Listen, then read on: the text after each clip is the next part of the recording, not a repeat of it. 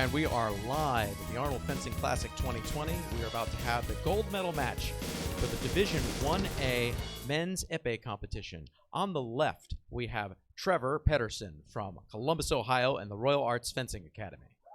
And on the right, we have David Gornovsky from Toronto, Canada, representing Sword Players Academy. Gentlemen, are we ready to go? Let's do it.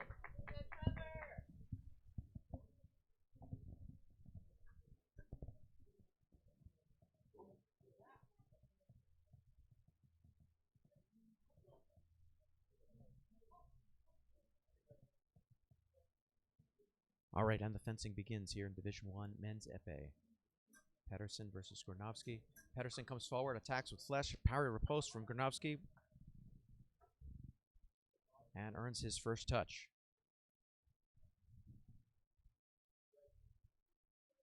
Fencers get ready again. Here they go. Pedersen coming forward again. Now being a little bit cautious. Gornovsky with his arm extended. Pedersen daring him to come forward. A little bit of cat and mouse. The attack comes from Gornovsky, parry riposte from Pedersen, but the remise from Gornovsky scores. I'm joined by my colleague here, Dr. Joseph Streb, multiple-time member of the world team. Dr. Streb, we've got Trevor Pedersen scores his first touch here. What do you see so far? Well, Maestro, this is a very interesting stylistic matchup. Mr. Pedersen fences at the same club I do, and he's a very physical fencer. Mr. Gornovsky, from what I've seen so far of him today, is a point control type fencer. He has very good point control, patient fencer. So we'll see how these different styles match up today. So far, Mr. Gornovsky from Toronto, Canada, getting the best of it, but no longer. Well, we can see that in a lot of sports, there's the element of physicality and endurance, but there's also another side with skill and precision, and that's maybe what we have in this sort of bout. Hey, Mr. Pedersen is certainly very good at what he does. I mean, although he has a very physical style, he has a knack for getting the point on target, and there's an example right there. Whoa! He went right into the parry and then changed the line at the last minute. But I think the referee wants to check the replay to see if the fencers had passed. And it looks like to me they didn't. But it looks to me like that could be called either way. I think that if we see that as a counter parry by Mr. Pedersen, then he's entitled to the riposte, even though he's going past, perhaps. But you know what? A well-known U.S. fencing referee also reffed in the Olympics, Derek Cotton, used to say, well, if you can't see light between them, they're not passed. Exactly. And we can see that he definitely stayed on the strip, so staying on the strip is not the problem here. So they're trying to determine, and the referee's coming to give his decision. Let's see what he says. And I believe he says that the touch stands. They cannot see any infraction on the video. And so the touch stands. It is 3 fencing 2 in Trevor Pedersen's favor. Now, for the very first time in the match, Pedersen actually has the lead. Yes, let's see if that affects. Let's see what he does with that lead. Will he be defensive, or will he do what he usually does? Look at that. In Gornovsky's preparation, attack on the foot. That was certainly unexpected. That would surprise me. And, you know, getting hit in the foot is a big psychological thing in epee. You know. Yes, you're right. Now, Mr. Gornovsky has to be careful about extending that foot too far, and that might interfere with his ability to lunge. Oh, counterattack.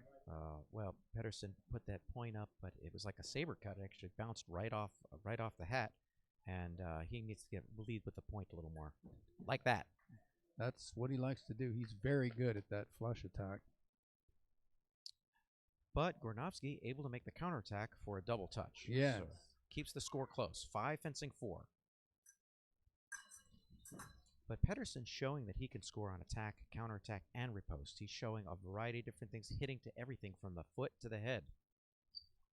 Sometimes when he gets ahead, he's not only ahead by 1 point, but sometimes when he gets ahead, he'll retreat to the back of the strip and look for a parry riposte. I think he got what he wanted in that time, but he was a little late. And we get an equalizer touch from Mr. Granovsky. Pedersen fixes his weapon. We're ready to start again.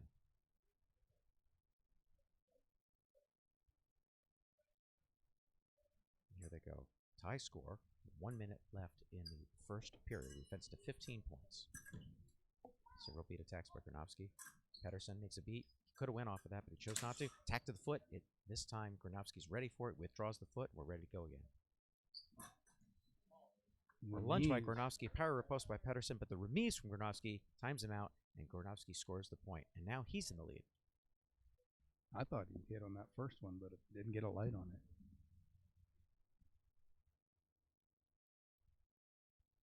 There is no right-of-way in epee, so even a parry doesn't guarantee you the right to riposte. You have to make that parry very, very clean and control the blade all the way through the riposte, or else you can get hit with the remise, and the remise will count if it lands ahead of your riposte. Pedersen's setting up his flush. I think he wants to flush, but Granovsky not giving him the opportunity. It looks like he's daring Granovsky to come forward. He wants to parry riposte. But this time a counterattack instead, and it's a double touch. Still anyone's game. 6 fencing 7. 22 seconds remaining in the first period.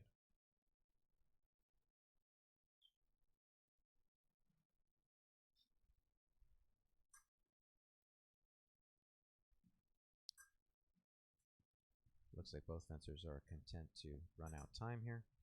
Let's see if anyone tries a last-ditch effort. I don't think it's going to be forthcoming. Nope. And the first period is over with a score of 6 fencing 7. Granovsky in the lead. Well, Joe, you know Trevor Pedersen pretty well because you're at the same club. What have you seen so far? What do you think he has to do to win this? I think he just has to be himself to win this, and I think for whatever reason, Granovsky's style is a little off-putting for him. I think that tight point control that Granovsky is showing, threatening to hit Trevor in the arm if he starts any kind of a big action, has him a little bit off balance. But if he can make an adjustment and come back, I think that he'll be able to win the bout. Looks like Granovsky's also not showing much. He's not really responding to the feints. He's really not showing his hand. He's not showing his tempo. He's kind of hiding all that. Maybe it's kind of frustrating Pedersen a little bit. That could well be, yes. Granovsky is certainly a fencer that has a very classical controlled style and doesn't really react to much.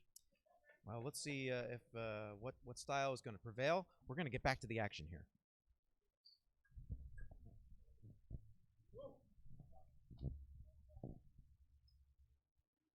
Fencers have the mask go down and on guard, and they start.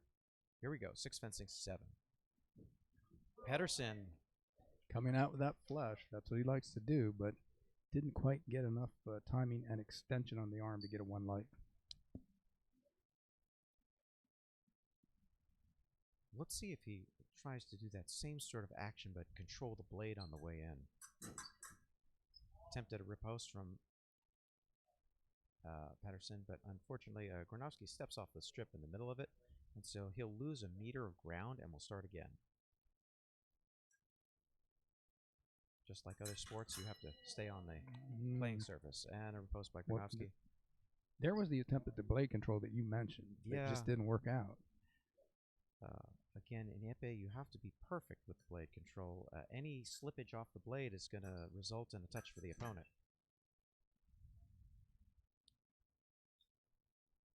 Pedersen trying to taunt a little with that footwork, maybe. And a feint lunge by Granovsky. Trevor Pedersen times the counterattack, but it's a double touch. I think if he went on that very first feint, he would have had a single light. I would agree with that. Although Mr. Pedersen seemed a little frustrated. I think he thought that he had an opportunity there to hit on the countertime action. He didn't do it. He had an opportunity. He was a shade too late. Maybe we'll see if he can refine his timing here. Often epee is just a function of timing, just getting that shade of time ahead of your opponent.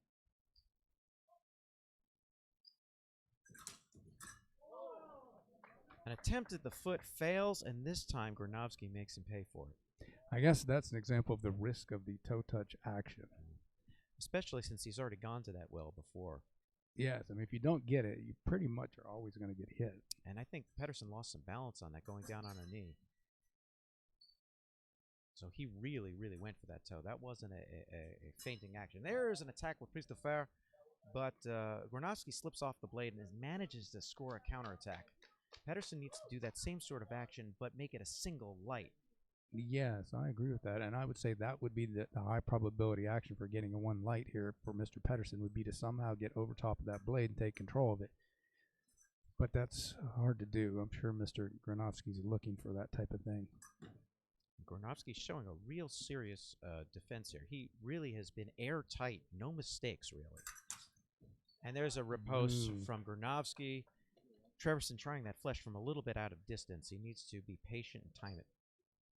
It looks like Gornowski was setting that up, coming forward and wagging his blade back and forth, just looking to pick up that riposte.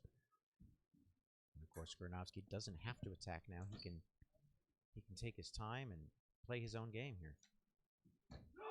Oh, there's a nice attack. Too many preparations. I think he got Gornowski to parry one way and was able to hit him in the opposite line. 10 fencing 13. Still, anything can happen. We've seen some big comebacks already today. Yes, we did. In women's épée, we did. Yes, we saw a comeback from 14-11. Let's see what we can... Mr. Pedersen's showing low. He's probably going to try to go high off of that. There he tries it, but it didn't work. He missed. I got picked up in a parry by Gornowski. He held that blade, and he finished strong to score his 14th point. Well, 1 point to go for Gornowski. He's not. He looks like he's going to continue with what he's been doing and go for the high probability defensive action, not really attack. There are 40 seconds left in the second period. Let's see what Trevor Pedersen wants to try here. We're seeing less bounce in the step of Gornowski. Solid in his footwork. Looking to put the point on any way he can. Double touch or single touch, it doesn't matter for him. Pedersen bouncing backwards. There he's trying the long attack. And Gornowski finishes strong, and Gornowski wins the gold medal of Division 1A Men's Épée.